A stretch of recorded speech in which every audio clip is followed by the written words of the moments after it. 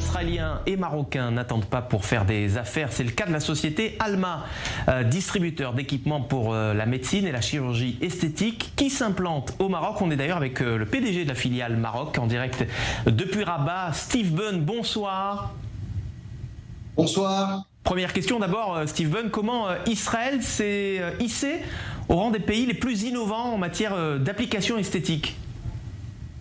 Alors écoutez, il est très connu aujourd'hui que en fait, les technologies radiofréquences, laser, ultrasons, etc., qui sont le cœur de notre activité, viennent de la connaissance notamment militaire et qui a été ensuite appliquée au médical. Et il faut savoir en fait que les leaders dans ce marché aujourd'hui sont quasiment tous d'origine israélienne.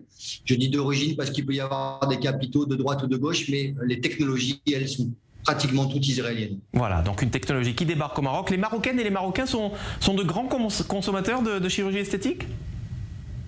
Oh, ils le sont comme tous les autres, mais effectivement, il y a une vraie demande et je pense que l'arrivée surtout d'une nouvelle société avec de nouvelles technologies est quelque chose qu'ils attendent depuis assez longtemps parce que le marché était encore relativement restreint et détenu par quelques acteurs simplement du marché.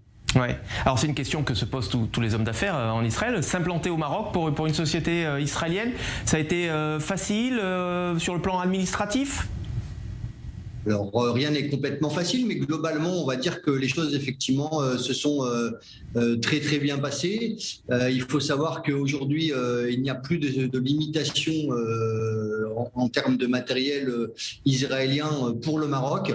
Et donc, ça a évidemment facilité notre entrée au Maroc. Il faut savoir aussi que Alma fabrique dans 3 endroits différents qui sont bien évidemment Israël, mais aussi l'Allemagne et les États-Unis. Voilà, Alma qui veut dire en hébreu la jeune fille, hein, comme tous ceux qui parlent hébreu peuvent l'imaginer. Vous allez vous implanter au Maroc à Rabat uniquement ou il y a d'autres agences, d'autres magasins qui vont ouvrir? Non, alors en fait, effectivement, le siège c'est sur Rabat, mais l'activité sera sur l'ensemble du territoire marocain. Ouais. Voilà, merci Steve Bunn, PDG d'Alma, France, Italie et désormais Maroc, cette société israélienne qui s'implante donc dans le royaume pour le plus grand bonheur des amateurs de chirurgie esthétique. Merci.